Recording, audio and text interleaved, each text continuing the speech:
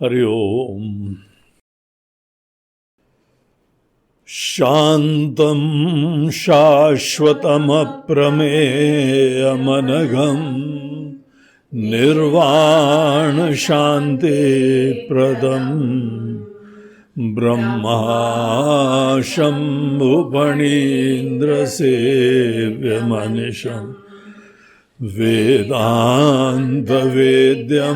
विभुम् रामाख्यं जगदीश्वरं सुरगुरुं मायामनुष्यं हरिं वन्देऽहं करुणाकरं रघुवरं भूपालचूडामणिं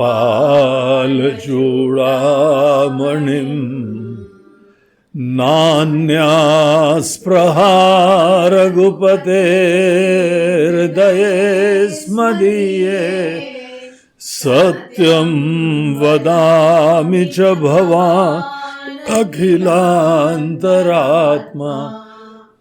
भक्तिं प्रयच्छ रघुपुङ्गवनिर्भरां मे कामादिदोषरहितं कुरु मानसं च अतुलितबलधामं हेमशैलाभदेहं दनुजवनकृशानुं ज्ञानिनामग्रगण्यम् सकलगुणनिधानं वानराणामधीशं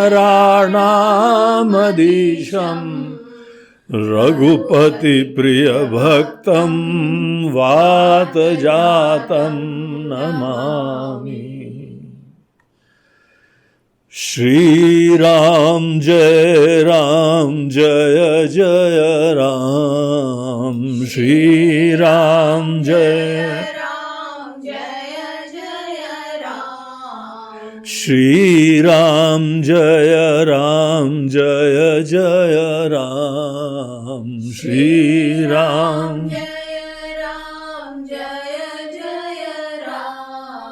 श्रीराम जय राम श्रीराम जय राम श्रीराम जय राम श्रीराम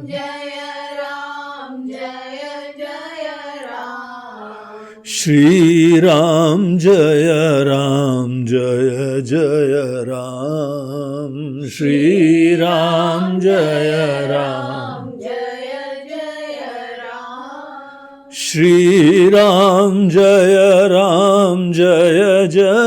राम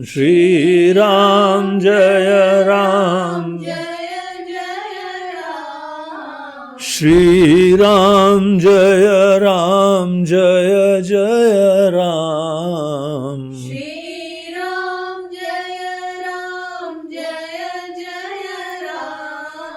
श्रीराम जय राम श्रीराम जय राम श्रीराम जय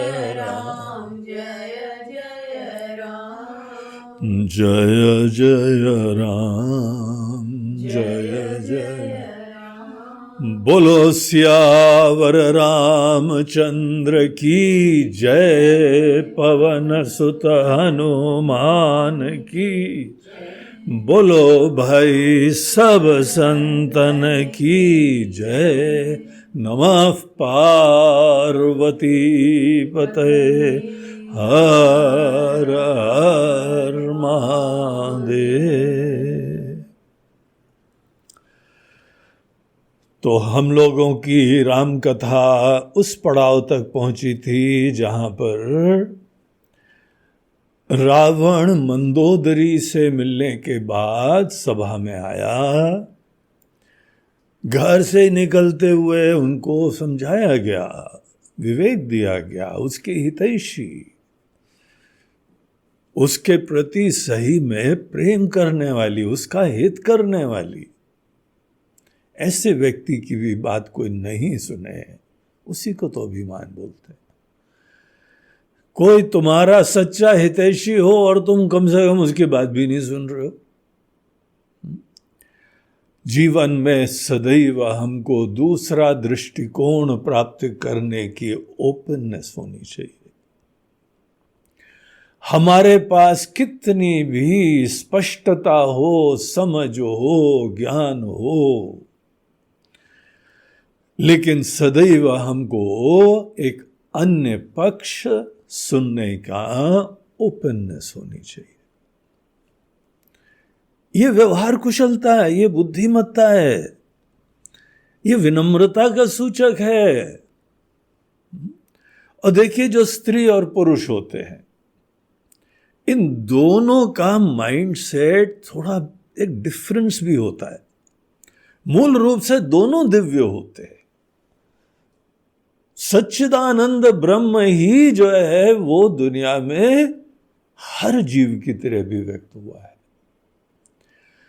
इसीलिए गहराई में भले स्त्री हो या पुरुष हो या कोई ब्राह्मण, क्षत्रिय, वैश्य, शूद्र, मनुष्य, देवता, असुर या पशु, पक्षी, पेड़ पौधे, पहाड़, नदी, नाले, सितारे, आकाश मंडल, सब चीजें एक ही उपादान के द्वारा अनुग्रहित हैं। एक ही तत्व सबकी आत्मा है। किसी चीज के भी गहराई में जाइए तो वो ही सच्चिदानंद है। यही वैदिक जीवन दर्शन है। यही जो है पूरी दुनिया को, वेदों का, भारत का योगदान है। ऐसी दिव्य दृष्टि कि आप पूरी दुनिया को अपनी दृष्टि से डिविनाइज कर सकते हैं। पूरी दुनिया का डिविनाइजेशन ही वेदों की दृष्टि का योगदान है, प्रसाद है। इसीलिए हम लोग उस टाइप के लोग थोड़ी हैं कि यहां पे जो है वो स्त्री के अंदर सामर्थ्य नहीं है। पता ही नहीं तालिबान लोग स्त्री को क्या समझते हैं। बेचारी भोली भाली, उनकी माँ, उनकी जननी, संवेदनशील, आत्मीयता वाली, लालन पोषण करने वाली, ऐसी को जो है वो तुम बंद होके रहो। और क्योंकि बेचारी थोड़ी कमजोर होती है इसीलिए कोड़े मारते। कुछ गलती कर दी, डरा के रखने का है। धाएं धाएं धाएं धाएं पब्लिक प्लेस में लेके, और एक मोटा सा ताजा पहलवान आता है और बेचारी पतली से क्या पहलवानी दिखाते हैं यार। ऐसी कोई जो है अबला के ऊपर तुम बल दिखाओ तो तुम पहलवान हो, तुम तो कमजोर हो। तो यहां पे वैदिक दर्शन देखिए, दुनिया में अनेकों लोग हैं, पूरे दुनिया है, स्वतंत्र है सब लोग। कौन कोई भी दृष्टिकोण रखे, किसी भी धर्म में क्या मान्यता रखे, ठीक है भैया, हम लोग सभी की स्वतंत्रता देते हैं, सही नहीं मानते सबको। हिंदू धर्म ऐसा नहीं है कि तुम भी सही हो हम भी सही है। ईश्वर अल्लाह तेरो नाम, जी नहीं, सॉरी, हमारे भगवान का नाम में से कहीं भी अल्लाह नहीं आया है। कोई शब्द हम नहीं यूज करते। क्यों नहीं यूज करते? क्योंकि अल्लाह शब्द का एक कोनोटेशन है। अल्लाह शब्द में कोई संकुचितता है, हमारे अंदर वो संकुचितता ईश्वर का आशय नहीं है। इसीलिए हम लोग नहीं बोलेंगे। हाँ, जो व्यक्ति देश में सब प्रकार के प्रजाओं को इज्जत दे, मौका दे, ऐसे प्रशासक सबको समानता दे, वो हमको स्वीकार है। सबको समानता दे, सबकी जो है विचारों की इज्जत करो कि वो लोग धीमे धीमे विचारशील होके बढ़े आगे। लेकिन आज जो धारणा है वो ही परम सत्य है। सभी लोग जो भी भगवान को मानो, तुम्हारी इच्छा, तुम कोई भी भगवान को मानो। तुम ना समझो, मूर्ख हो। अगर किसी का भी कोई भी धारणा, कोई भी समझ सभी सही होती तो हमारे आपके पूर्वज लोग, आचार्य लोग शास्त्रार्थ क्यों करते? हे प्रभु, हे दीन बंधु, हे दीनानाथ, शास्त्रार्थ करने क्या जरूरत है? सोचो तो जरा। शास्त्रार्थ छोटे छोटे बिंदुओं पे करा जाता है। ये तुम्हारा विचार अनुचित है और हम जबरदस्ती से डंडे की जोर पे नहीं बोलेंगे कि गलत है, हम समझा के बताएंगे। तुम अपना पक्ष हमको समझाओ, हम अपना पक्ष तुमको समझाएंगे। ये यहां की रीति है, ये यहां की संस्कृति है। और बड़प्पन ये है कि अगर शास्त्रार्थ में तुमने हमको जो है संतुष्ट कर दिया तो हम अपना पक्ष छोड़ के तुम्हारे विचारों का हम आश्रय ले लेंगे। और अगर हमने तुमको संतुष्ट कर दिया, हे प्रभु, तो सब छोड़ छाड़ के हमारी सब पथ के ऊपर चलना चाहिए तुमको। कोई आसक्ति नहीं, कोई दुराग्रह नहीं। नहीं, हमारी मम्मी, हमारे पापा, हमारे वो सब यही बोलते थे। जो भी बोले, अविचार है, नासमझी है। नासमझी से कोई भी परंपरा चल सकती है। सो व्हाट, हमको भी उसका अंधा अनुकरण करना चाहिए क्या? कि कोई ना कोई तो जगे, कोई ना कोई तो सत्य का साक्षात्कार करे। विचार करो, प्रमाण पूर्वक प्रश्न करो। अब दरअसल किसी को विचार करना आता नहीं है, प्रश्न करना आता नहीं, इसीलिए बड़ा आसान तरीका, सभी सही है। तुमको पता है तुम्हारा पक्ष क्या है? तुमको पता है विपरीत आदमी का पक्ष क्या है? हिंदू आदमी जो है वो कहीं पर भी एक पत्थर ले लेता है, कोई रेती का जो है शिवलिंग बना लेता है, उसमें भगवान को देख के आराधना करता है। और दूसरा पक्ष है कि भगवान को विग्रह में लाओगे तो हम तुमको मार देंगे। वो भी सही है क्या कि आप भी सही हो? तो जरा जगना चाहिए, ये सब बचपना छोड़ना चाहिए कि सभी सही हैं। कोई नेतागिरी करनी हो तो हाँ ठीक है, मोहल्ले में जो है ना सब प्रकार के समुदाय के लोग हैं तो हाँ तुम भी सही, तुम भी सही, तुम भी सही। हम कहाँ इस लफड़े में पड़े, हमको तो पता भी नहीं है। वो लोग कह सकते हैं, लेकिन विद्वान लोग सबको सही नहीं बोलते। क्या कोई भी जज कहीं पर दो पक्षों के बीच में वाद विवाद हो रहा है, क्या कभी ऐसा बोलेगा तुम भी सही, तुम भी सही? तो काहे के लिए जजमेंट, कोर्ट्स काहे के लिए होते हैं? चिंतन काहे के लिए होता है? रिसर्च काहे के लिए होते हैं? वो भी सही, ये भी सही। तो ऐसा नहीं होता है। यहां पर एक ही कुछ सत्य होता है, बहुत ध्यान से शोध करना पड़ता है, चिंतन करना पड़ता है। ऐसे ही खिचड़ी मनोवृत्ति से कोई गति नहीं होती आदमी की। तो इस तरीके से यहां पर जो है वो हमारी इस कथा में रावण को जो है वो उनकी पत्नी समझा रही थी। पत्नी को अब पत्नी कोई ज्यादा बुद्धिमान भी हो सकती है, पति या बुद्धिमान हो सकता है। किसी के अंदर प्रबलता, दो हम लोगों के अंतःकरण में फैकल्टीज होती हैं। एक बहुत ही लॉजिकल बुद्धिमत्ता वाला दृष्टिकोण होता है और एक हृदय की कोमलता, सुगंध, संवेदना, उससे युक्त एक पक्ष होता है।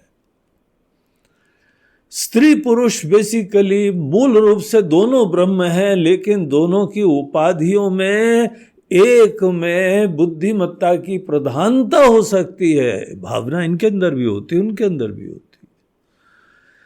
स्त्री पुरुष दोनों के अंदर बुद्धि भी होती है, हृदय भी होता है, भावना भी होती है, कोमलता होती है, संवेदना होती है। स्त्री में भी है, पुरुष में भी है।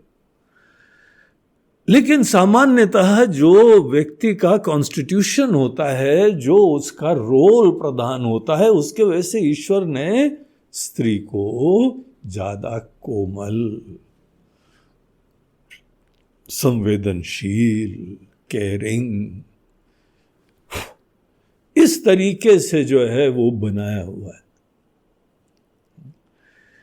और पुरुष जो है थोड़ा सा तटस्थ हो सकता है, असंग हो सकता है, अभी कोई भी हो सकता है।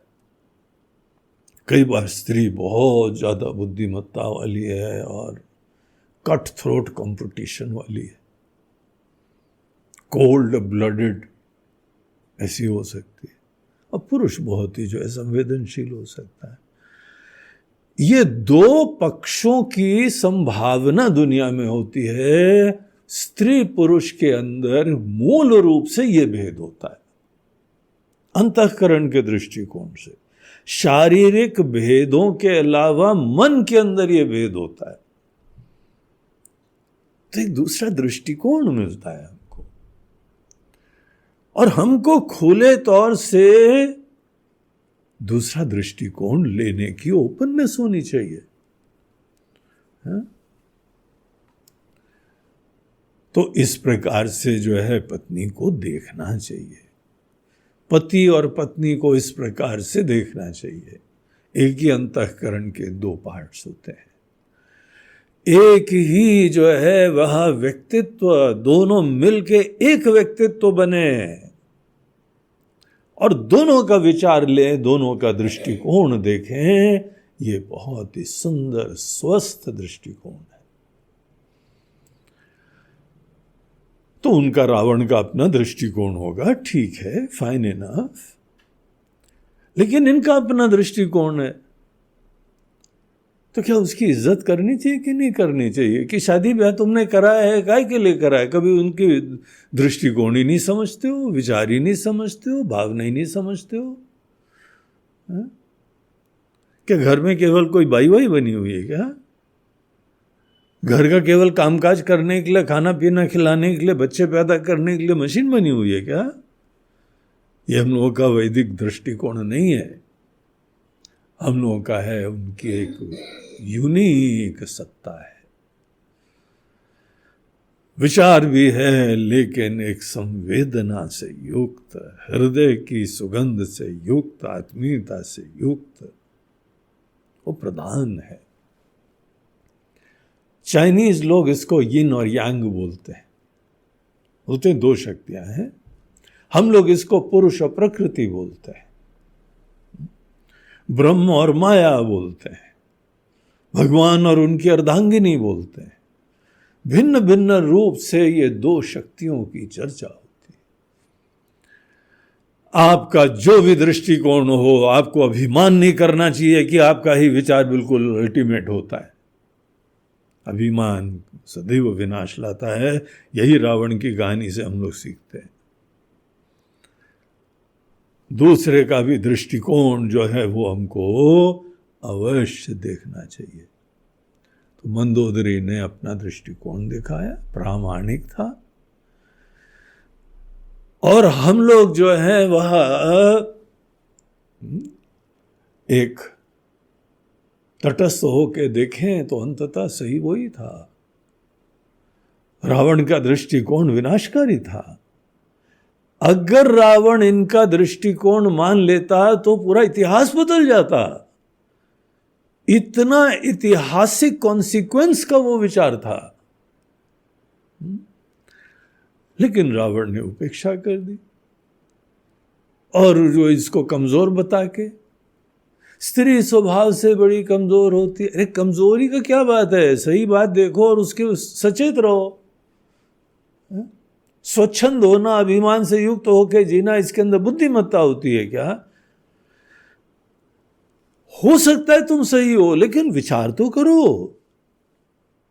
विचार करने में, और खासकर जो अपने विश्वास के पात्र, तुम्हारा हर दृष्टिकोण से हित और कल्याण चाहने वाली, तुम्हारे कुल का जो है वृद्धि करने वाली, तुम्हारे बच्चों की मां, तुम उसके बारे में भी सोचते हैं, डरपोक है, डरपोक।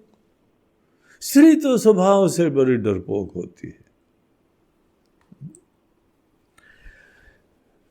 तो रावण ने जो है मंदोदरी को समझा बुझा के और थोड़ा सा बड़प्पन दे के, स्नेह दिखा के, गले वले लगा के और निकल गया। मंदोदरी समझ गई कि देखो तो विधाता प्रतिकूल हो गए इनके लिए। अब इतनी जो है उचित बात बता रहे, सुनने तक को राजी नहीं हो रहा है। जब आपके बहुत समझाने के उपरांत भी जो है आपके ही स्वजन लोग, आपके पति पत्नी समझे ही नहीं, तो समझ लेना कि ये रास्ता पकड़ लिया है और इससे विनाश होगा, परिवार में मुसीबत आने वाली है। मुसीबत के लिए तैयार रहो। जीवन में उतार चढ़ाव ऐसे ही आते हैं। किसी का दिमाग बड़ी अभिमान से, बड़ी हवा से, बहुत ही जो है वह नोशन से युक्त हो जाता है, एक ऐसा राह पकड़ लेता है, उसके वजह से मुसीबत आती। भगवान नहीं देते हैं। तुमने अपने सच्चाई देखो कि हमारे कर्म है, हमारे कर्मों से ही हमको ये कर्म फल मिला है। भगवान का काम है कर्मों का फल देना। खेती तो तुमने लगाई ना, तुम्ही ने बीज बोया, तुमने ये सब करा है, तो फसल तुम ही काटो। हम तो ये केवल व्यवस्था करते हैं कि तुम जो भी कर्म करोगे तुमको उचित फल मिल जाएगा। ये सोचा जाए तो कितना अद्भुत है, ऐसी व्यवस्था बन जाना। तो इसीलिए कोई भी अंजाम होता है उसके लिए प्रत्येक जीव ही जिम्मेदार होता है। तो रावण सभा में गया, सभा के अंदर पहुंचा और एक अर्जेंट फाइल आई। वो पूरे रेड टेप से थी बंधी हुई कि sir very very urgent news. बोला क्या ही न्यूज आई? दुश्मन हमारे जो है तट तक पहुंच गया है, उस तट तक। वो तट भी हमारे है ना, हमने तो सुरक्षा के लिए एक द्वीप में जो है वो अपना महल वहल बना रखा था, घर यहां बना रखा। उस तट पे भी आए, इसका मतलब कि वो आगे तक आने की संभावना रखता है। साहस तो देखो, समुद्र तट तक पहुंच गया। क्या उनको पता नहीं है समुद्र तट पे हम आ गए हैं, समुद्र के उस पार जाना है? लेकिन व्हाट अ कॉन्फिडेंस लेवल, समुद्र तट तक सेना के साथ पहुंच गए, ऐसे दो कोई जुगाड़ है उसको क्रॉस करने का। वो सोचना चाहिए। तो sir very very important file, highly confidential news, emergency वाली न्यूज, दुश्मन हमारे बिल्कुल ही तट तक पहुंच गया।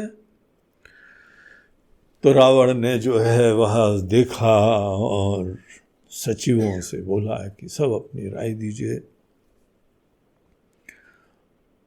सचिव का जब अपॉइंटमेंट भी होता था ना, अपॉइंटमेंट कोई सचिव खुद थोड़ी यूनिवर्सिटी से आ जाते थे, ये फर्स्ट आया है इसको यहाँ सचिव बना दो, इसने जो है ना टॉप करा आईएएस में, इसको सचिव बना दो।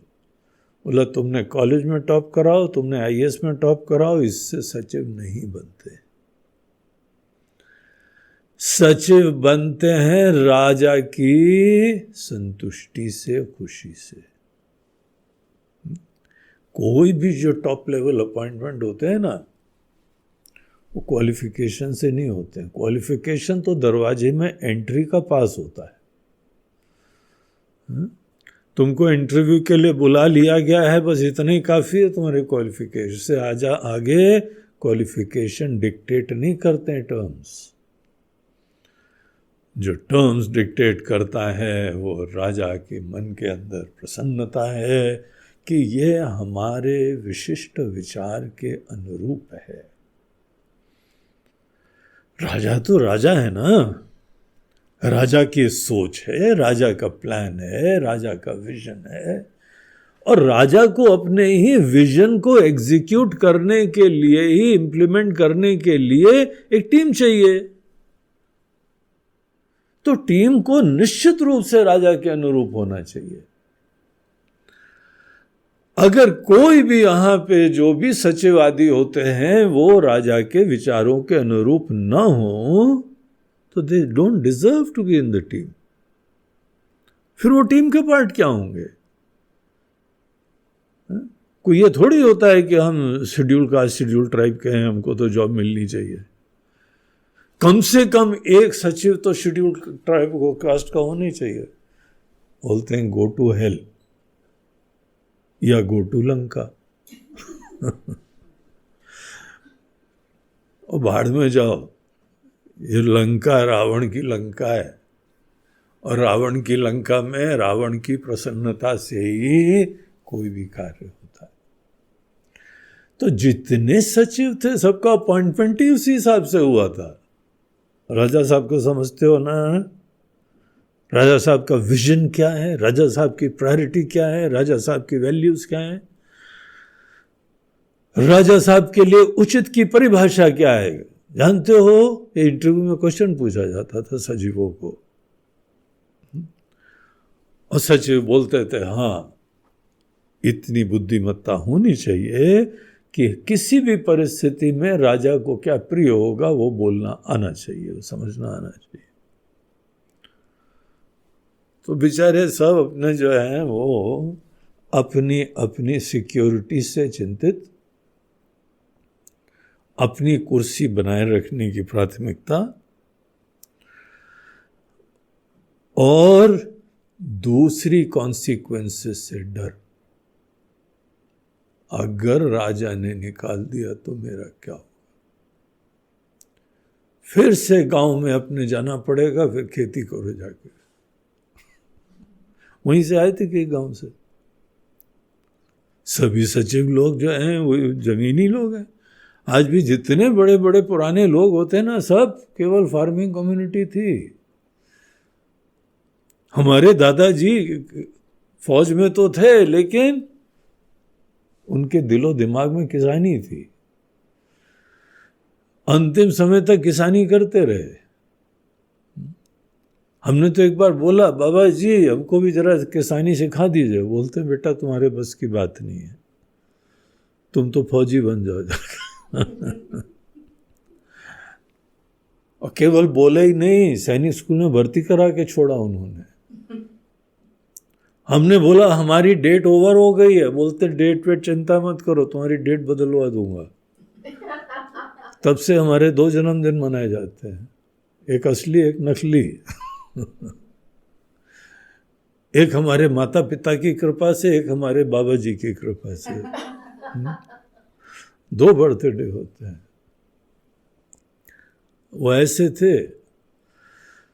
तो सब जो है ना, अगर जॉब खत्म हुई तो क्या करेंगे?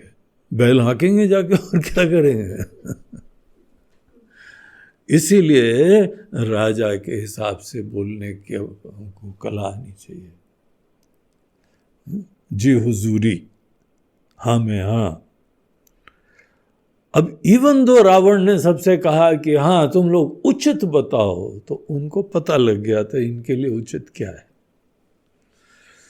इनके लिए वो बताना होता है जो वो सुनना चाहता है। सचिव लोग बहुत स्मार्ट होते हैं। एक सीरियल हमने देखा था, यस मिस्टर प्राइम मिनिस्टर। तो वहां एक बहुत स्मार्ट सचिव था, वो सदैव yes prime minister, yes mister prime minister. UK का कोई वहां की कहानी की था, और वहां का सचिव था। इतना स्मार्ट सचिव था कि प्राइम मिनिस्टर को यस यस करके वो तो सब बात भी मनवा लेता था। इतना तेज था वो। तो ये सब भी सचिवों की दुनिया काफी सूक्ष्म होती है। उनके क्लब, उनकी दुनिया, उनके विचार, उनका ह्यूमर, उनका चिंतन, सब बड़े एक अलग लेवल का होता है सचिवों का। बड़े स्मार्ट लोग होते हैं, ऐसी थोड़ी सचिव बनते। तो वहां पे रावण ने सचिवों से पूछा, वो सब बोलते हैं यस सर। वो क्या करेंगे, आपने तीनों लोगों को जीत रखा है, यहाँ ये लोग क्या करेंगे आके। तो वो जब उन्होंने बताया तो फिर रावण ने भी आगे सोचा। इसी जगह गोस्वामी जी ने कितनी बढ़िया टिप्पणी करी थी, सचिव वैद गुरु तीनी जो प्रिय बोलहि भय आस। सचिव लोग, डॉक्टर साहब और आपके गुरु जी, और एक गुरु में हमारे माता पिता से चालू होते हैं, पहले हमारे गुरु माता, फिर पिताजी, और फिर हमको शिक्षा देने वाले। ये लोग जो होते हैं ना, इनको सदैव अभय दान देना चाहिए, तभी ये रिश्ता बनता है। अगर सचिव को आपने अभय दान नहीं दिया, अभय दान मतलब होता है तुमको हमसे डरने की जरूरत नहीं, तुम्हारी जॉब की इनसिक्योरिटी हम नहीं आने देंगे, तुम सच बोल सकते हो हमसे। हाँ, हमारी मीटिंग में बता देना, हमसे अकेले बता देना, मगर तुम बता सकते हो, अभय दान दे देना चाहिए। डॉक्टर को भी फीस दे के, पैसे दे के बोलो डॉक्टर साहब सच बताओ हमको, सही में कैंसर है क्या, आप असली बात बता दीजिए, हमको बता दीजिए, हम किसी को नहीं बताएंगे, बाकी को मत बताना आप भले, लेकिन हमको बता दो हमारा जो है वास्तविक स्टेटस क्या है। अब हमसे भी अगर गलत बोलोगे, झूठ बोलोगे, तो मरेंगे ही मरेंगे, जल्दी मर जाएंगे। अभय दान दे दो, और अपने गुरुदेव, अपनी माता, अपने पिता, इन्हों का आदर करो, और इनको स्वतंत्रता दो कि तुमको कुछ भी बोल सकते हैं ये। तुम बड़े हो जाओ, तुम प्रसिद्ध हो जाओ, तुम बड़े संपन्न हो जाओ, तो ऐसी हवा में मत आना कि तुमको ये जो है वो कुछ बोलने में संकोच करे, डरे। वो ही स्वस्थ रिश्ता होता है माता पिता के साथ भी और तुम्हारे अन्य शिक्षकों के साथ। अब आजकल शिक्षक लोग भी बेचारे पराधीन होते हैं, डरते हैं, इसीलिए वो लोग भी चिकनी चुपड़ी बोल देते हैं। और जहां ऐसा संबंध होगा वहां विनाश सोच लो आ गया। इसीलिए तुम्हारे हित के लिए कि तुमको जीवन में सत्य का दृष्टिकोण पता लगे, जो तुम नहीं देख पा रहे हो, ये लोग तुम्हारे हितैषी हैं। अगर इनको तुमने टोटली निर्भीक नहीं कर दिया, कुछ भी बोले उनके प्रति रिएक्शन नहीं, माताजी कुछ भी बोले, पिताजी कुछ भी बोले, गुरुदेव कुछ भी बोले, हम लोग तो ये अपनी दृष्टि से सोचते थे कि गुरुदेव ने हमको आज गुस्सा करा तो कितनी कृपा है, कितना स्नेह रखते हैं कि हमको जो है कोई जबरदस्ती पकड़ के किसी दिशा में मोड़ रहे हैं। किसको क्या चिंता है, तुम मरो तो मरो जाके, डूबो तो डूबो जाके, लेकिन ये हमारे हितैषी हैं, ये हमारा सही में कल्याण चाहते हैं। अगर इनके अंदर जो है आत्मीयता के साथ साथ निर्भीकता नहीं होती तो ये नहीं बोलते, बोलने में डरते बेचारे।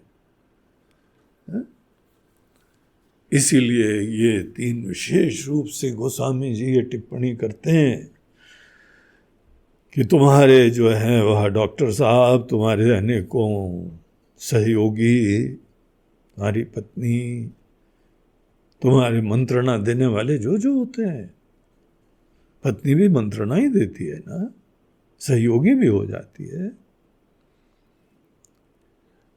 और तुम्हारे जितने भी जो आचार्य लोग हैं, गुरु लोग हैं, वरिष्ठ लोग हैं, आदर से पेश आओ, उनकी नाराजगी को भी प्रसाद समझ के सिर आंखों पे धारण करो। इससे फायदा होगा कि तुमको कोई जीवन में सदैव सच बता पाएगा। उनका दृष्टिकोण है तो बता तो पाएगा ना। तो ऐसा संबंध रखो, विनम्रता का, सेवा का, शिष्टाचार का, इसी को शिष्टाचार बोलते हैं। लेकिन रावण ऐसा करता दिखाई नहीं पड़ रहा था। तो उसके बाद जब ये लोगों ने बड़ी प्रिय बात बोली, रावण के लिए प्रिय थी, तो आगे देखिए क्या बोलते हैं।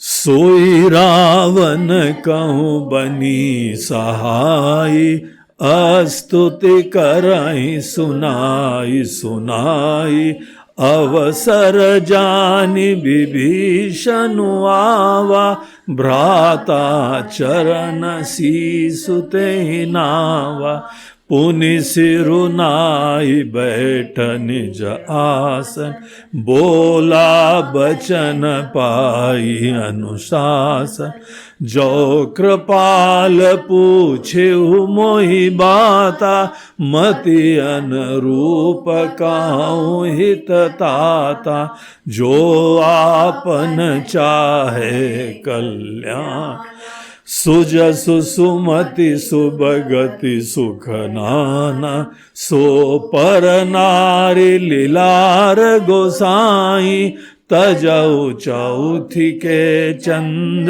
की नाई, 14 भुवन एक पति होई, भूत द्रोह तिष्ठई नहीं सोई, गुण सागर नागर नर जो, अलप लोभ भल कहि न को, काम क्रोध मद लोभ सब, नाथ नरक के पंथ, सब परिहरि रघुबीर ही, भजऊ भजहि जहि संत, सियावर रामचंद्र की जय, पवन सुत हनुमान की जय, बोलो भाई सब।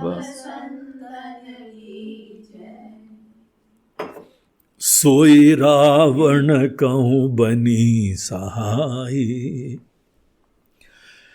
जो सचिवों की चिकनी चुपड़ी, जो बातें सचिवों ने बताई थी, जो रावण को सदैव अच्छी लगती थी, जो अच्छा लगता था, उसकी तारीफ, उसकी हवा, उसका ईगो फुलफिलमेंट, अरे वाह आप क्या चीज, वाह वाह वाह, आपके सामने कौन टिक सकता है, और इनका सीना 1 इंच और चौड़ा हो जाता था। इस तरीके के लोग अच्छे लगते थे। अब ये तो किसी भी बुद्धू आदमी को ऐसे ही अच्छे लगते हैं, इसमें कौन बड़ी बात है। हर अभिमानी इगोइस्टिक आदमी को अपनी तारीफ पसंद आती है, जो उसकी तारीफ कर दो, उसकी मैं वंदना कर दो, स्तुति कर दो, हाँ हाँ हाँ क्या बात है, क्या बात। ये हमारा बड़ा अच्छा दोस्त है, पता है, वेरी गुड फ्रेंड, क्योंकि हम जो बोलते हैं सही बोलता है, अच्छा ही अच्छा है। इस टाइप का रावण था। सोई रावण कहूँ बनी सहाई, रावण के लिए ऐसी बातें बहुत ही सहायक हुई, अर्थात उसको अच्छी लगी, उसके लिए यही प्रेरक बनी। जो भी इस पक्ष का आश्रय लेके जो योजना बनानी थी कि हम तो समर्थ हैं, ये लोग क्या करेंगे, आने दो, खा पी लेंगे, ये तो मंदोदरी को बता के आया था ना। अरे ये तो बड़ी मंगल की सूचना है, बड़ी अच्छी सूचना है, हमारे लिए खाना खुद आ रहा है, स्विगी से, जोमैटो से सप्लाई हो रहा है हमको सीधे। अब यहाँ पे घर में हमको जो है सप्लाई कर रहे हैं और तुम चिंता कर रहे हो, नहीं स्विगी से कहाँ से आएगा। अरे कैसे नहीं आएगा भाई, ये स्टार्टअप कहाँ से कहाँ पहुंच चुके हैं, देखो तो, तुमको आइडिया नहीं आया, एक किचन नहीं है स्विगी के पास, एक किचन नहीं जोमेटो के पास, बगैर किचन के, बगैर उसके खाना तुमको दे रहे हैं विदाउट इन्वेस्टमेंट। आज पूरा जो है ना वो पब्लिक में शेयर्स बांट रहे हैं आजकल, तो लोग दौड़ दौड़ के जोमेटो के शेयर्स खरीद रहे हैं। अभी एक सज्जन आए थे, बोलते गुरुजी जोमेटो का हमने शेयर्स अप्लाई करे। बोला क्या है भैया ये?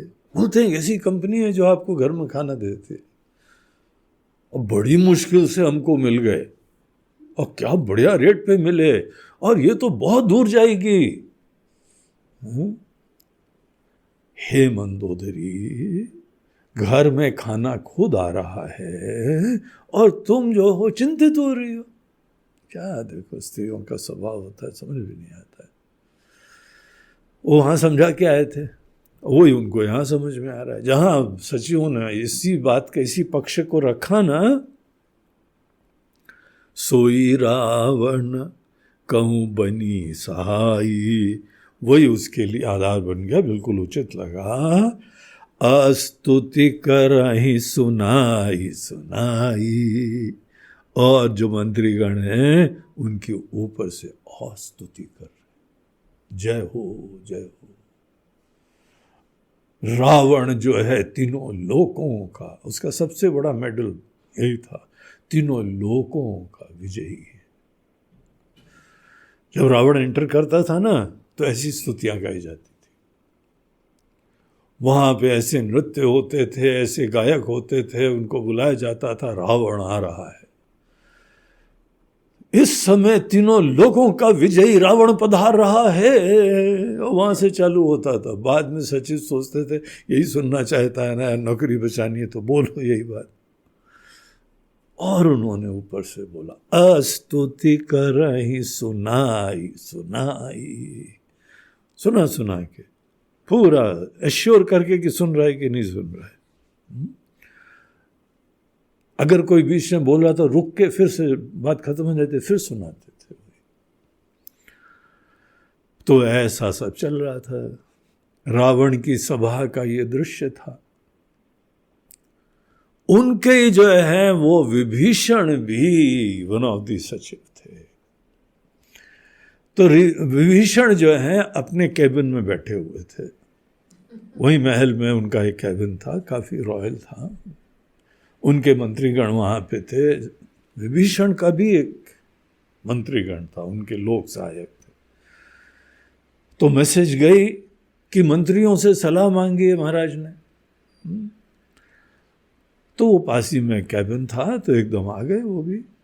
आके अवसर जानि विभीषण आवा, भ्राता चरण सीसु तेहि नावा।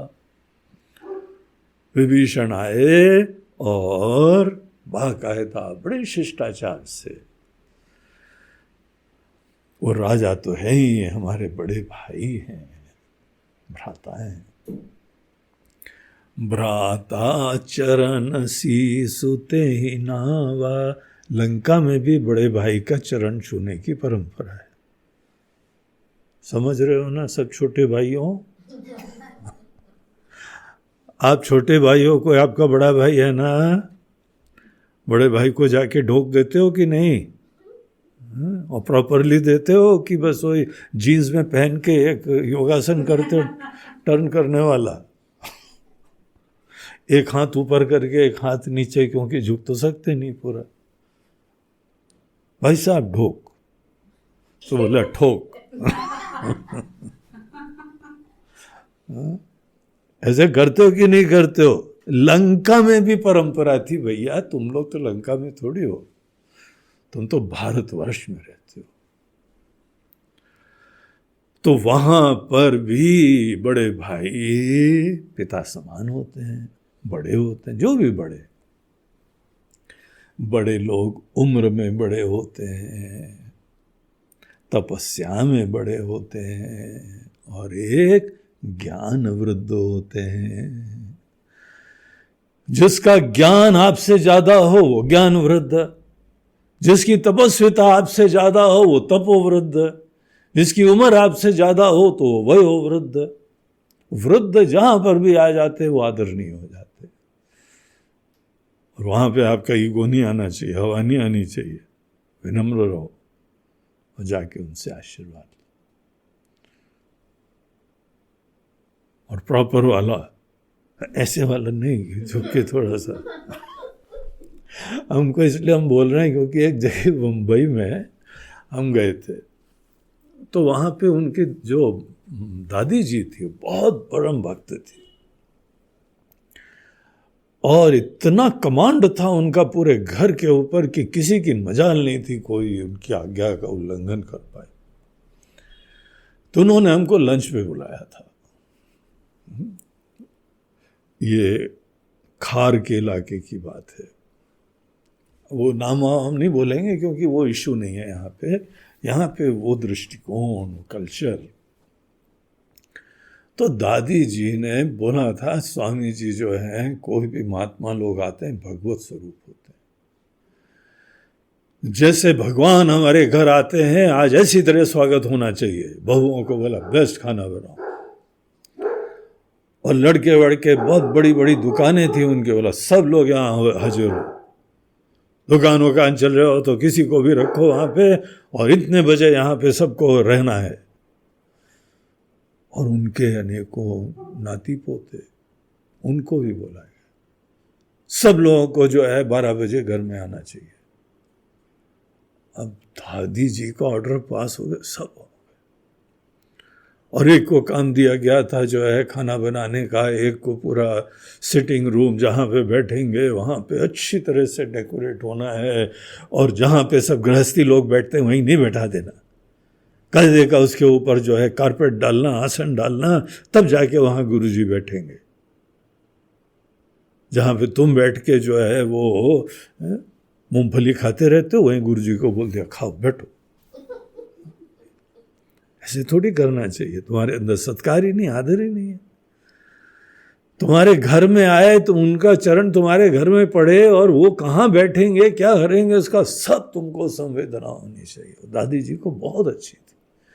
और एक ने बोला बढ़िया वाली माला लाई जाएगी, और इस रास्ते से आएंगे तो तुम पूरा बेटा इसमें फूल मिर्च हो। सुना ना कबरी सबरी की कहानी? ऐसे स्वागत होना चाहिए हमारे घर में स्वामी जी का। तो हम जहाँ गए घर में गेट के पास आए तो ऐसा गुलाब की पंखुड़ियाँ पूरा रास्ते में बिछी हुई थी, और वहाँ गेट के ऊपर 2 दीपक जल रहे थे, समई 2 रखी हुई थी। गेट दरवाजे के ऊपर भी माला तोरण लगी हुई थी। घर के सब लोग द्वार के ऊपर खड़े हुए थे। हमको लगा कि सही में कोई भक्त लोग हैं, अपनी संस्कृति के प्रति क्या प्रेम रखते। तो हम गए अंदर, सब लोग एक एक करके जो वहाँ वरिष्ठ थे उन्होंने गले में माला पहनाई, आसन में बैठाया, वहाँ पे चरण धोए गए। चरण धो के सबको बोला चरणामृत लो। तो उसमें कई लोग नाक सिकोड़ के ले रहे थे। दादी जी ने देखा सब सिकोड़ना ठीक हो गया। ऐसी सद्दाम हुसैन थी वहाँ के। नहीं, सद्दाम हुसैन बोलना तो गलत बात है, वो तो इतनी धर्मनिष्ठ थी। उसके बाद एक यंगस्टर था जो बहुत ही टाइट जीन्स पहना हुआ था। उसने थोड़ा झुक के आके हमारे पास प्रणाम भी कर लिया था। दादी जी ने देख लिया कि ये कैसे प्रणाम कर रहा है, थोड़ा सा झुक दिया और बस, जैसे कोई पैसा वैसा गिरा हो ना, झुक के थोड़ा उठा लेते ना, उस टाइप से। दादी जी ने बोला चिंटू ठीक से प्रणाम करो। अब चिंटू की तो हवा नहीं। दादी जी कर लिया, ये करा है, झुको नीचे। तो उसने फिर थोड़ा झुका, दादी जी ने गला पकड़ा उसका और यूं दबा, धड़ाम से गिरा। देसी घी वाला हाथ था उनका। चिंटू को जो है सर हमारे पैर पे लगा, ऐसे करते अब हम थोड़ा संकोच में पड़े, हमारे सामने ये यहाँ पे ऐसी जो है जबरदस्ती कराई जा रही है। लेकिन उस समय चुप रहने उचित थे। दादी का डोमेन है वो, दादी का साम्राज्य है, दादी का प्रशासन है, दादी के मूल्यों का सबको जो है संस्कारों का आदान हो रहा है। तो हम चुपचाप बस बैठे रहे, आशीर्वाद दिया, चिंटू को विशेष दिया। वो चिंटू बेचारे हमको प्रणाम करके उन्होंने पीछे हाथ फेरा, फटी तो नहीं। अब ज्यादा टाइट पहनो तो कई बार फट जाती है। लेकिन चिंटू बड़े खुश हुए कि नहीं नहीं नहीं फटी, दादी का भी मन रख लिया, हमारा भी काम हो गया।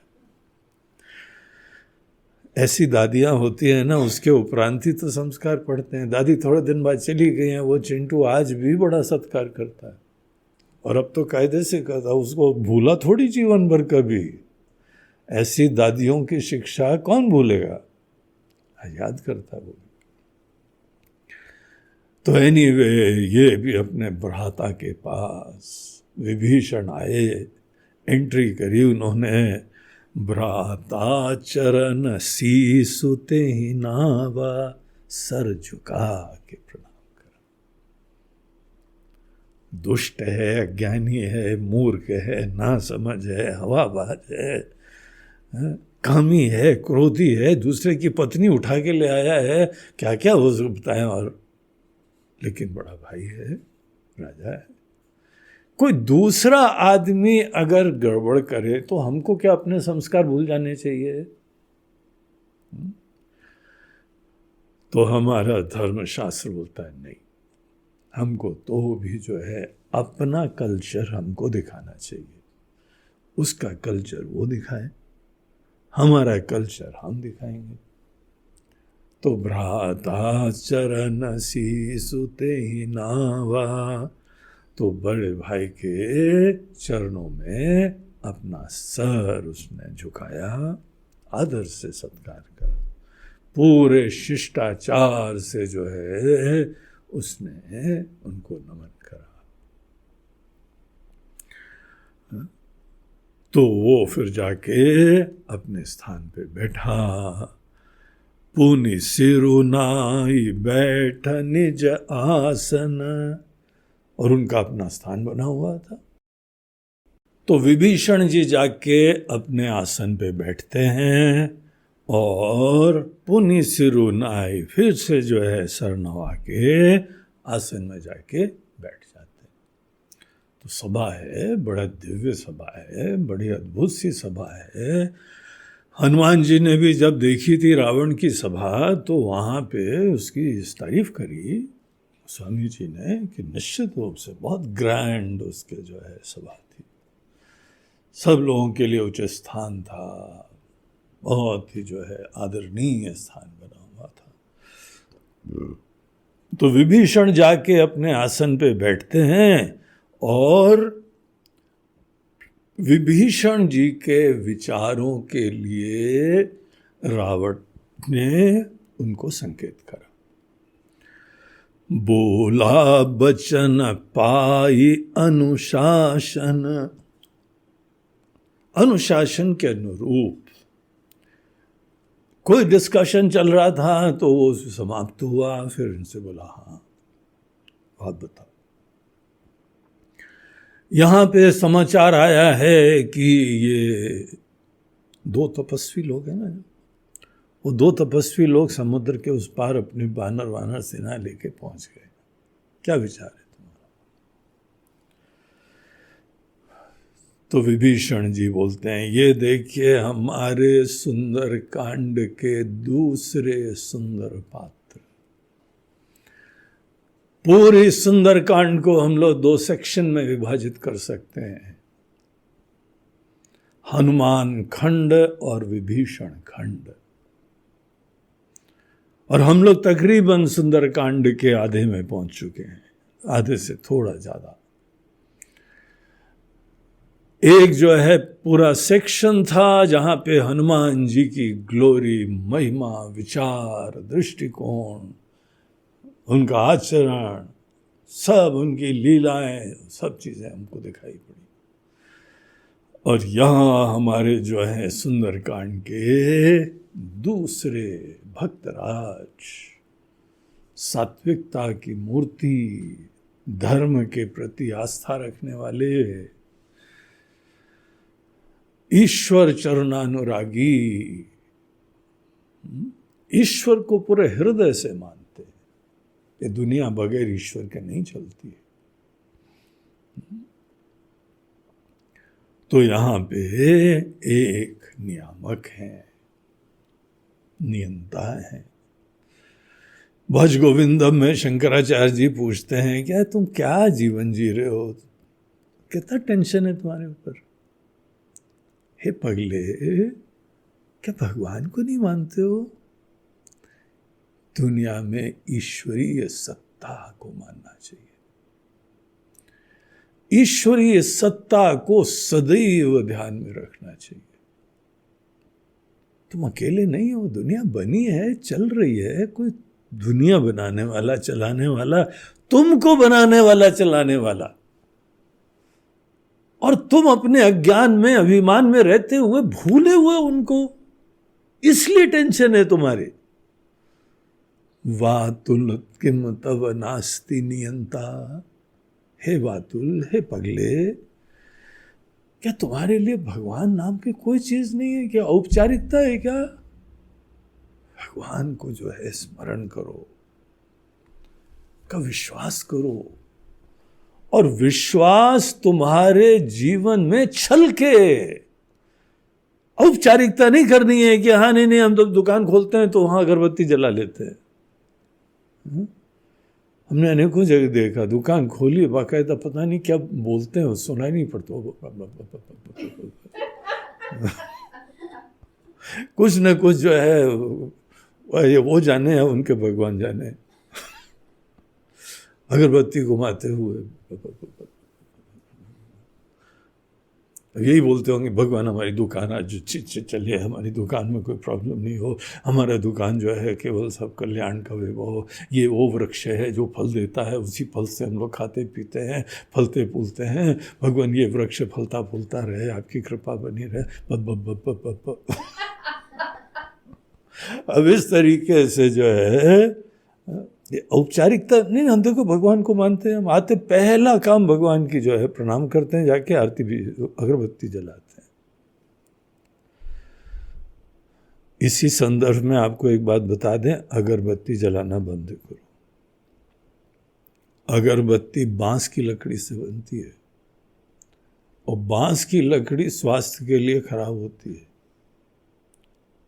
किसी भी यज्ञ में, हवन में बांस की लकड़ी का यूज नहीं होता है, चेक कर लेना। क्या बांस हमारे देश में होते नहीं थे क्या?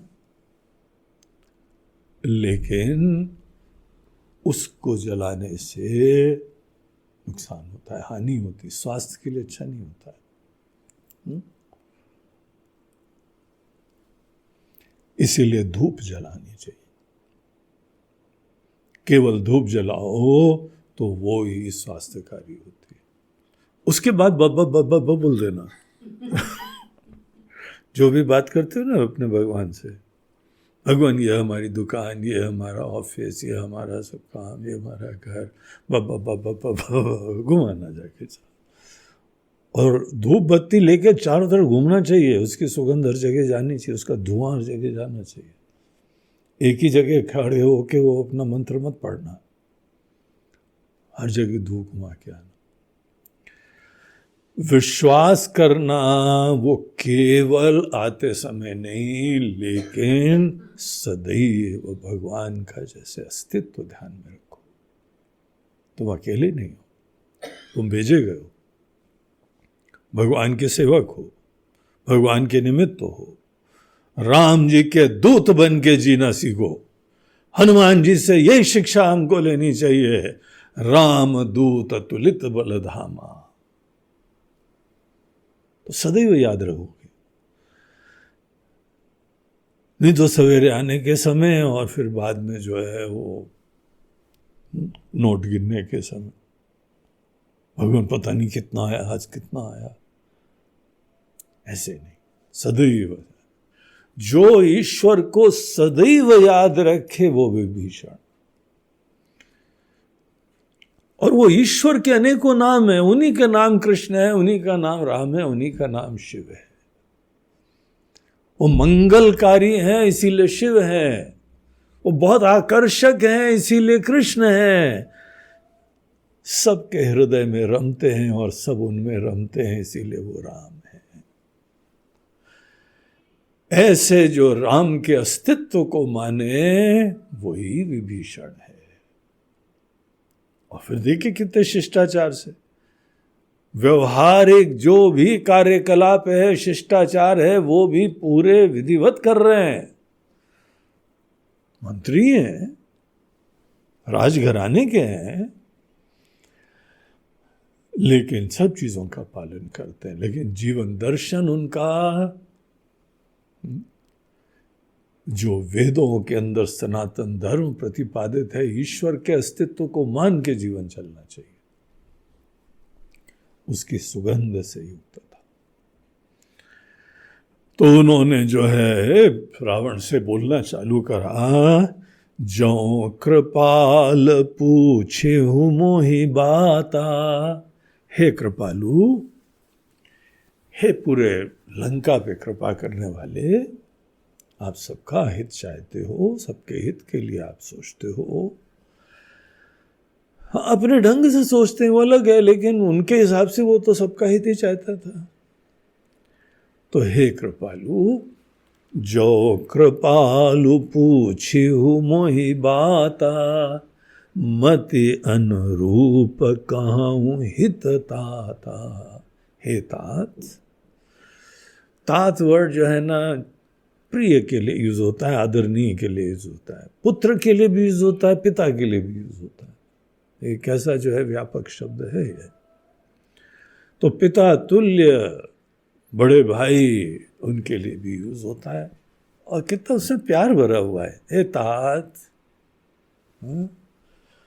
फिर पिताजी भी बोलते हैं हे तात, कितना अच्छा एक मधुरता है उसके अंदर। तो विभीषण बोलते हैं कि हम अपने हिसाब से, अपने विचार से, आपका जो भी हित होगा, आपके हित को ध्यान रख के हम अपनी मति के अनुसार अपनी बात कहेंगे। मति अनुरूप कहूँ हित ताता।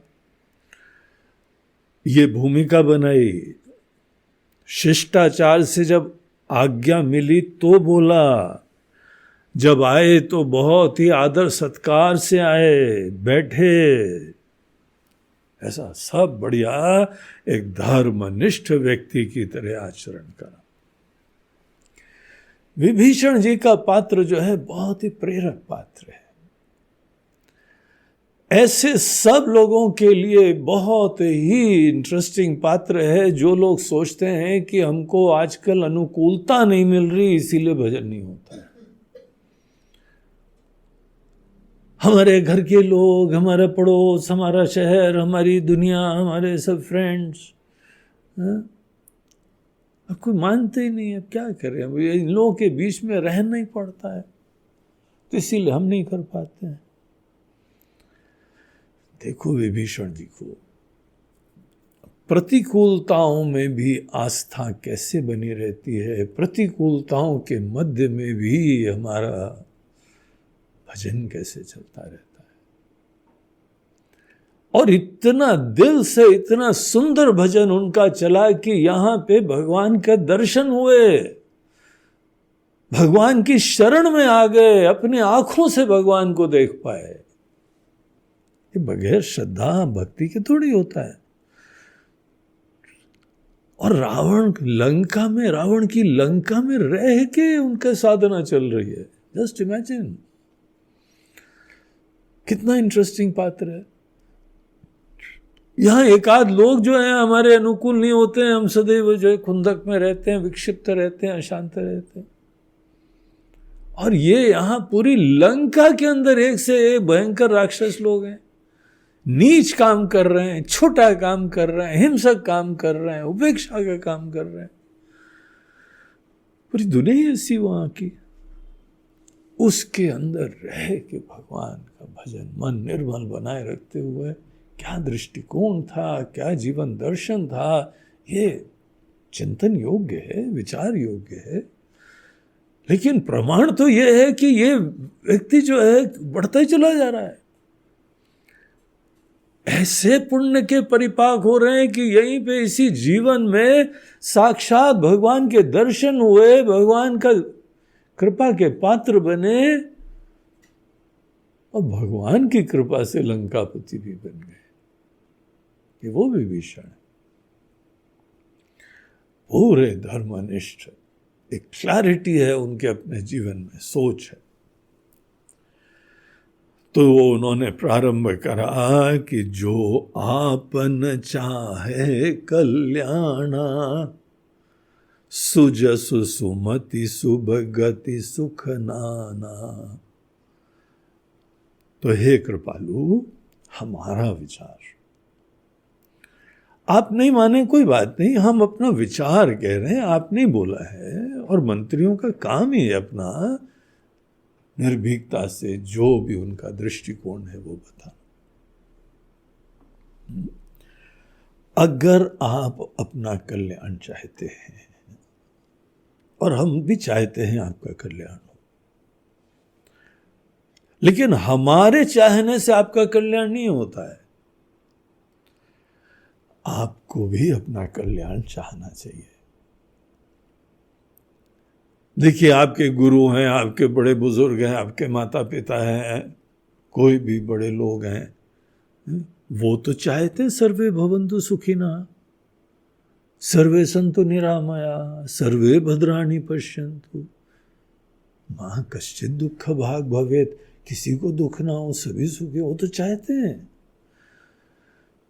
ये नित्य हमारी प्रार्थना होती है, हमारी चाह होती है, भगवान से निवेदन होता है, सब लोगों के बारे में यही हमारी भावना होती है।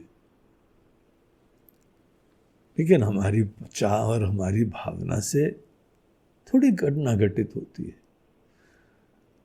भगवान कृष्ण भी गीता में बोलते हैं, अर्जुन तुम ही अपने सबसे बड़े मित्र हो, तुम ही अपने सबसे बड़े दुश्मन हो। आत्मैव रिपुरात्मनः, आत्मैव आत्मना बंधुः, आत्मैव रिपुरात्मनः। तुम अपने दोस्त हो सकते हो, तुम अपने दुश्मन हो सकते हो। कैसे? हम भी चाह रखें कि ना रखें। अब बोलो, हाँ गुरु जी आप तो लगे रहो अपनी चाह करने, हम तो अपनी चाह करते हैं। आप चाह करो, हम यहाँ चाय पीते हैं, हम अपनी चाय पीते हैं, आप अपनी चाय पियो। अब गुरु जी कितनी चाह करते रहे, उससे क्या होता है? आप अपने बच्चों के बारे में कुछ भी करते रहें, चाह क्या, जब तक बच्चे नहीं चाहेंगे वो कुछ करेंगे क्या? इसलिए हर व्यक्ति को अपने अंदर से चाह रखनी चाहिए, विचार करना चाहिए, सोचना चाहिए। हमारी चाह करने का प्रयोजन यह है कि हम शायद आपको एक दूसरा दृष्टिकोण बता दें, और फिर आपके अंदर चाह होनी चाहिए, जिज्ञासा होनी चाहिए, उसको स्वीकार करना चाहिए और उसको पालन करना चाहिए। तो हम तो आपसे केवल बोल सकते हैं, जो आपन चाहे कल्याण। अगर आप महाराज अपना कल्याण चाहते हैं, वो आप ही के हाथ में, किसी के हाथ में नहीं है। हर व्यक्ति का कल्याण उसके हाथ में। विभीषण का कल्याण उनके हाथ में था, इसीलिए लंका में रहने के उपरांत भी भगवत प्राप्ति कर ली उन्होंने। रावण की चाह नहीं थी, लेकिन इनको कोई बताने वाला था, इनके पुण्य कर्म थे। जो आपन चाहे कल्याणा, सुजसु सुमति शुभ गति सुख नाना। क्या कल्याण? आपका यश हो, आपका जो है नाम हो, प्रसिद्धि हो। सुमति, आपकी बुद्धि अच्छी हो, बहुत बढ़िया बुद्धि हो, इतनी बढ़िया बुद्धि हो कि दृश्यते त्वग्रया बुद्ध्या सूक्ष्मया सूक्ष्मदर्शिभिः। उपनिषद के मंत्र बोलते हैं कि जब बुद्धि अच्छी होगी, दृश्यते तो अग्रया बुद्ध्या सूक्ष्मया सूक्ष्मदर्शिभिः, तत्व सामने है। ईशावास्यमिदं सर्वम सामने है, देखो। हम न देख पाए तो बुद्धि अभी हमारी बड़ी मंद है, जड़ है, विक्षिप्त है, मोहित है, अज्ञानी है। यही तो प्रमाण है ना हमारी बुद्धि के अंदर अभी और विकास की संभावना होने का। हमारी बुद्धि पूर्ण जगी हुई है, इसका प्रमाण यही है कि हमको कण कण में सच्चिदानंद ब्रह्म दिखाई पड़नी चाहिए। आज दिख रहा है क्या? नहीं दिख रहा है तो विनम्रता से स्वीकार करो कि अभी पर्याप्त बुद्धि नहीं विकसित हुई है। इसीलिए हर व्यक्ति को यश भी प्राप्त करना चाहिए, सुमति भी प्राप्त करनी चाहिए और शुभ गति होनी चाहिए। हर चीजें तुमको छोड़ छाड़ के जाना है एक दिन। कितना भी आशियाना बना लो, ये सब आशियाना छोड़ के तुम्हारी गति होने वाली कहीं और। तो अगर आप अपना सुजसु यश चाहते हैं, सुमति अच्छी बुद्धि चाहते हैं, शुभ गति चाहते हैं, या अन्य सुख नाना, अनेकों प्रकार के जीवन में सुखों की जो संभावनाएं हैं, तो महाराज जी हमारा विचार है, सो पर नारी लीलार गोसाई, तजऊ चौथी के चंद्र की नाई। तो महाराज जी पर नारी को, दूसरे की स्त्री है, दूसरे की पत्नी है, उसके माथे को चौथ के चंद्रमा की तरीके से त्याग देना चाहिए। चौथ के चंद्रमा का दर्शन नहीं करा जाता है, अब ऐसी कहावत है। तो कोई त्याज्य चीज हो, उसकी उपमा है, उसका दृष्टांत है। आपके लिए कोई भी दृष्टांत हो, लेकिन भाव क्या है? चौथ की तजऊ चौथी के चंद की नाई, चतुर्थी के चंद्रमा की तरीके से, चौथ के चंद्रमा की तरीके से। गणेश चतुर्थी को, गणेश जी को लाओ, उसमें चंद्रमा नहीं देखते हम लोग। अब देखो तो फिर वहां भगवान को देख लो, शिव जी को देख लो तो ठीक है, वहां तो शिव जी को देख रहे हैं। अब इसके पीछे क्या कहानी है ये दूसरी बात है, लेकिन यहां विषय ये चल रहा है कि पर नारी की में भोग दृष्टि नहीं रखनी चाहिए। पर नारी की इज्जत करो, उसका अपना जीवन है, उसके अपने रिश्ते हैं, उसने अपना कोई रिश्ता स्थापित करा है अपने जीवन को पूरा बनाने के लिए। और पर नारी को तुम जो हो भोग दृष्टि से देखो, ये उचित नहीं है महाराज। ये सीता को जो लाए ना, ये पर नारी पत्नी है किसी की। इतनी तो इज्जत हर व्यक्ति करनी चाहिए। उसको चॉइस है अपने कोई संबंध चूज करने का, उसको फॉलो करने का। समाज उसकी इज्जत करे, संरक्षण दे, उसको स्वतंत्रता दे, सेलिब्रेट करे। शादी का पूरा पर्व सेलिब्रेट होता है, क्यों सेलिब्रेट होता है? पूरा समाज जो है ये स्वीकार करता है कि ये जो है पति पत्नी। तो इस प्रकार से पर नारी लीलार, उसकी ललाट, हे गोसाई, हे स्वामी, पर नारी की माथा भी जो है ना चौथ के चंद्रमा की तरीके से त्याज्य होता है। ये हमारा जो है वो विचार है। 14 भुवन एक पति होई, भूत द्रोह तेष्टै नहीं सोई। देखिए पूरी दुनिया है ना, चल रही है ना, इट्स अ क्रिएशन, एक बड़ा ऑर्गेनाइज्ड क्रिएशन है, व्यवस्थित सृष्टि। ये एक्सीडेंटल नहीं है, ये हैप्पीजार्ड नहीं है, ये डिसऑर्गेनाइज्ड नहीं है, ऑर्गेनाइज्ड क्रिएशन है। हमारे वैज्ञानिक लोग शोध कर करके गहराई में इसका रहस्य जानने की कोशिश कर रहे हैं। जितना जाते हैं अमेजिंग लगता है, अद्भुत लगता है। किसने बनाया है ये? कोई है ना बनाने वाला, कोई बनाने वाला है, कोई चलाने वाला है। इस पूरे 14 भवन, 7 उत्कृष्ट लोग होते हैं, 7 निकृष्ट होते हैं। पुण्य की प्राप्ति जैसे करता है तो धीमे धीमे आदमी के लोक और उत्कृष्ट होते जाते हैं, और पाप का आश्रय लेता है, धीमे धीमे वो पतन की दिशा में जाता है। तो ऐसे जो है पूरे वैरायटी बताई कि इतना 14 भवन, पूरे 14 भवन का एक स्वामी है।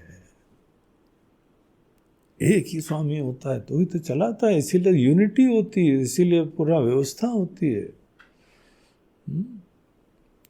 पूरा कनेक्टेड दुनिया है, पूरा इकोसिस्टम जो पूरी दुनिया का है, इसके अंदर एकाकारता विराजमान है। तो पूरी दुनिया में है ना कोई भूत द्रोह तेष्टै नहीं सोई।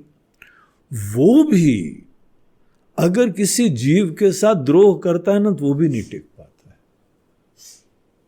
वो 14 भवन का स्वामी, अर्थात कुछ नियम ऐसे होते हैं कि ईश्वर उसकी मर्यादा स्थापित करते हैं, उससे विपरीत खुद भी नहीं जाते। अगर ईश्वर खुद उनके द्वारा स्थापित मर्यादाओं के विपरीत जाएंगे तो ईश्वर को भी फल भुगतना पड़ता है। इसलिए कुछ नियम बड़े महत्वपूर्ण होते हैं, आदरणीय होते हैं। भूत द्रोह तिष्ठै नहीं सोई, गुण सागर नागर नर जो, अलप लोभ भल काई न को। जो मनुष्य गुणों का जो है वो धाम हो, गुणों का समुद्र हो, गुण सागर, नागर नर जो, बहुत अच्छा व्यक्ति, अनेकों गुण है किसी के अंदर, लेकिन अलप लोभ भल काई न को, उसके अंदर भी थोड़ी लालच आ जाए, कोई नहीं अच्छा कहता है उसको। प्रधानमंत्री कोई बना हुआ है, और प्रधानमंत्री जो है पता लगा फलानी डिफेंस में डील में खुद कट ले रहा है, उसको लोभ आ गया। और बोला करोड़ों की डील है, 1-8 करोड़ इधर उधर हो जाएगा, तुम्हारा क्या बिगड़ेगा, हमारा तो बड़ा फायदा हो जाएगा, इलेक्शन जीत जाएंगे उसके बाद। देश की उपेक्षा करके कोई इतना ऊंचे पद पे, अनेकों गुणों की बातें कही जाती हैं, उसके कर्म भी अच्छे हैं, कर्म से पद प्राप्त होता है, लेकिन गुणों से टिकता है। थोड़ा भी लोभ ऐसे गुणवान के अंदर भी आ जाए महाराज, तो उसका भी नुकसान हो जाता है, कोई उसको अच्छा नहीं कहता है। देखो विभीषण कितने शिष्टाचार से, बड़े प्रेम से, उनका हित चाहते हुए वो बात कहता है। और आगे का दोहा जो कि इस प्रसंग का अंतिम है, उसमें उनको बोलते हैं, काम क्रोध मद लोभ सब नाथ नरक के पंथ। हे नाथ, आप नाथ हो, हमारे स्वामी हो। हे नाथ, ये सब जानते हैं, हमारे बड़े बुजुर्ग बोलते आए हैं, सब विद्वान लोग बोल रहे हैं, आप भी जानते हैं, कोई बड़ी बात नहीं, हम तो केवल अपना दृष्टिकोण बता रहे हैं, आप फिर जो करना चाहो करो। फिर ये मत बोलना कि आपको बताया नहीं हमने, हमारा दृष्टिकोण से बगैर भय के, चिंता के हमने बताया। महाराज जी, जो काम क्रोध मद और लोभ, ये नरक के रास्ते। नरक का एड्रेस नहीं पता हो ना, तो मन में बड़ी कामना रखो, बड़ी गुस्सा रखो, बहुत ही हवा रखो। मद मतलब नशा, अपने हवा विशिष्टता का नशा रखो, विनम्रता मत आने देना, हवा में रहो। और लोभ, और चाहिए और चाहिए और चाहिए, ऐसी मनोवृत्ति। तुम्हारा सुख केवल बाहर से आता है, ये सोच से कामना होती है। तुम्हारी कामना की पूर्ति में जो जो अवरोध आता है, उसके समय तुम्हारे मन के अंदर संतुलन खत्म हो जाता है, आक्रोश होता है, क्रोध है वो। थोड़ी बहुत उपलब्धि हो गई, अपनी ही हवा हो जाती है,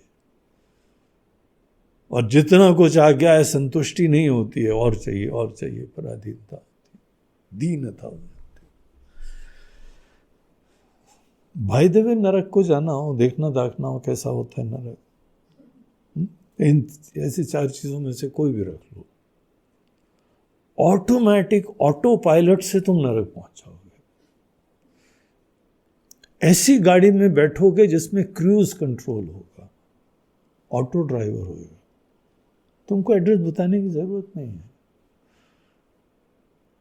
ये वाली जो ऑटोमेटिक कार है ना, इसमें बैठोगे और केवल तुमको काम, गाड़ी पहुंचा देगी तुम। क्रोध, मद, लोभ, वो ड्राइवर समझ जाएगा, ओके सर आपको कहां जाना है मैं समझ गया। काम क्रोध मद लोभ सब नाथ नरक के पंथ, सब परिहरि रघुबीर ही, भजहु भजहि जहि संत। सब मन के अंदर से विकार त्याग दो महाराज, और उसको भजो जिसको संत लोग भजा करते हैं। कोई हमारा व्यक्तिगत तो किसी से परिचय है नहीं, कोई ये राम वैसे हैं वैसे हैं, ऐसा हम नहीं बोल रहे हैं। हम तो बोल रहे हैं जो संत लोग जिसको भजते हैं, वो ईश्वर को दिमाग में रखो। जिसकी दुनिया में आए हो उसके साथ ही तुम विद्रोह करो, उपेक्षा करो, तो कोई बुद्धिमत्ता नहीं है। तो हे नाथ, ये हमारा जो है विचार है। और आगे फिर वो अपना मूल सिद्धांत बता के राम जी के बारे में अपना दृष्टिकोण भी बताते हैं। वो आगे का पक्ष है, वो फिर हम लोग कल देखते हैं। श्री राम जय जय राम, श्री राम जय राम, श्री राम जय राम, श्री राम, श्री राम जय राम, श्री राम जय, श्री राम जय जय राम, श्री राम श्री राम जय जय राम, श्री राम जय श्री राम जय जय राम, श्री राम जय श्री राम जय जय राम, श्री राम जय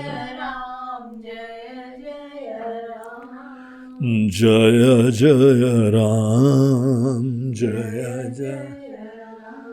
बोलो सियावर रामचंद्र की जय, पवन सुत हनुमान की जय। बोलो भाई सब संतन की जय। नमः पार्वती पतये हर हर महादेव। नर्मदे हर, बोलो गंगा मई की जय। आज का हम लोगों का ये प्रवचन प्रायोजित किया गया है हमारे लखनऊ के एक प्रिय भक्त के द्वारा, हमारे शिष्य के द्वारा। वो हैं फौज के सेवानिवृत्त कर्नल कृष्ण मोहन राय जी। कर्नल कृष्ण मोहन राय और उनकी धर्मपत्नी, धर्मपत्नी बोल रहे हैं, इसका मतलब ये नहीं है धर्मपत्नी कोई और भी है, हाँ एक ही है उनके पास, लेकिन बहुत धर्म के आधार पे उनका उन्होंने आश्रय भी लिया और जीवन भर बहुत इज्जत से निर्वाह करते हैं। उनके घर में जो है एक ही स्वामी और वो उनकी पत्नी है। बाहर वो होंगे अकेले, बाहर के काम के लिए जो है वो पत्नी उनसे पूछ लेती है, घर में आए तो सब उनसे पूछना पड़ता है। इतने धर्मनिष्ठ हैं, समझ लो। हाँ? तो अपने कृष्ण मोहन राय जी और आशा राय जी, उन्होंने ये प्रवचन को प्रायोजित करा है और उनके इतने सुंदर विचार हैं। उनसे पूछा क्या किसी के लिए, क्या किसी के लिए समर्पित करना है? बोला नहीं, बस गुरु जी को समर्पित कर देते। गुरु जी की हमारे ऊपर कृपा तो बनी हुई है, आगे भी बनी रहेगी। हम तो वो बरसती कृपा के प्रति कृतज्ञता की अभिव्यक्ति कर रहे हैं। और कृपा की भी जरूरत नहीं है वैसे, जब बगैर मांगे दे रहे हैं तो हम और क्या बेवकूफ़ बने, और कृपा दो और कृपा दो। महाराज जी बनाए रखना है, वो भी नहीं बोलते हैं। क्यों नहीं बोलते हैं? नहीं बनाए रखें, बोलते हैं आप झक मार के कृपा देते ही रहोगे, क्योंकि कृपा देना आपका काम है, आपका नेचर है। हम क्या कभी सूरज से बोलते हैं सूर्य देवता प्रकाश देते रहना, प्रकाश देते रहना? अरे उनका काम ही है प्रकाश देना। वैसे हमारे गुरु लोगों का काम ही है हमको ज्ञान देना, आशीर्वाद देना, मंगल की कामना करना। बाकी लोग समझ लो कैसे विवेकी हैं ये, और हमको भी ऐसे विवेक का आश्रय लेना चाहिए। बड़े मस्त रहते हैं, खुश मिजाज हैं, कभी घर में झगड़े ही नहीं होता है। क्यों नहीं होता है? बोलते हैं उनका कोई विचार ही नहीं विपरीत। घर के अंदर जाते हैं, बोलते हैं यस मैडम, जो मैडम कहें वो सब सत्य। झगड़ा काहे के लिए होगा? झगड़ा तो उनके घर में होता है जहाँ पे जो है हर चीज़ें थोपते रहते हो, कोई मानते नहीं तो गुस्सा होते रहते हो। इनका बहुत क्लियर सिद्धांत है। बड़े अच्छे लोग हैं दोनों, बहुत ही प्यारे लोग हैं। हम तो जाते हैं लखनऊ, उनके घर में रुकते हैं कई बार, और बड़ा शांति का वातावरण रहता है। हम सोचते हैं पति पत्नी दो अकेले रहते हैं, कभी तो झगड़ने की आवाज़ आएगी, आती नहीं कभी। हाँ ये अवश्य है कि उन्होंने लाइन खींच रखी, किचन में नहीं आना है, बाहर से रहो। तो उनकी किचन में एंट्री नहीं है। वो बोलते हैं हम बर्तन वर्तन साफ कर देते हैं, नहीं तुम वही बैठ रहो, खाना खिलाएंगे तुमको, वहीं बाकी हमारी किचन में नहीं आना है। Okay madam, thy will be done, not mine, not mine. बड़े अच्छे कपल है, बहुत बढ़िया भक्त लोग हैं, बड़े सेवा भावी हैं, बड़े विनम्र हैं। आप दोनों को बहुत बहुत आशीर्वाद। आपकी याद आती है तो देखिए ऐसी मजेदार बातें आती मन में, हाँ? इतने प्यारे लोग हो आप। तो हम भगवान से प्रार्थना करते हैं आपका, आपके परिवार का, बच्चों का, सबका मंगल हो। आप अपना स्वास्थ्य का ध्यान रखिए, बहुत ही जो है विषम समस्याएं समय चल रहा है। आप स्वस्थ रहिए, खुश रहिए और भगवान का भजन करते रहिए। हरि बोल।